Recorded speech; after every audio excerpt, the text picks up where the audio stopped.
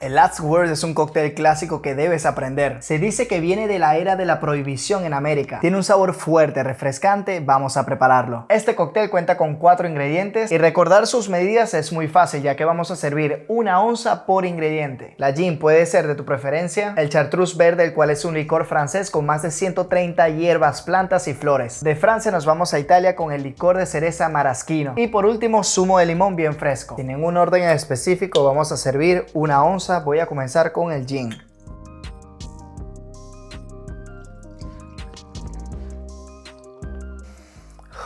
Dios, la gin en comparación a otros espíritus o aguardientes es de mis favoritos por la cantidad de aroma que tiene. Ahora vamos con el licor de maraschino, de igual forma 1 onza.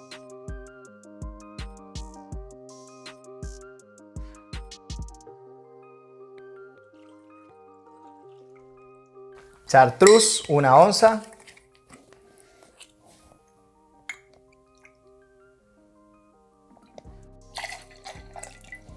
Cortamos un limón por la mitad y exprimimos hacia el Jäger.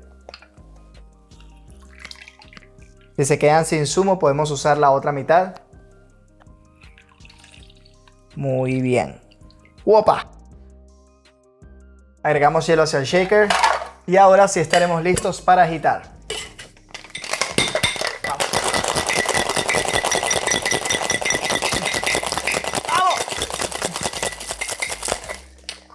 Unos 20 segundos más que suficiente. Sabroso. Aquí tenemos una copa previamente fría y ahora a servir esta belleza. Y por tradición este cóctel tiene una cereza ahogada. Si quieres más cócteles, like, comenta y comparte, y como siempre nos vemos en las barras. ¡Chao!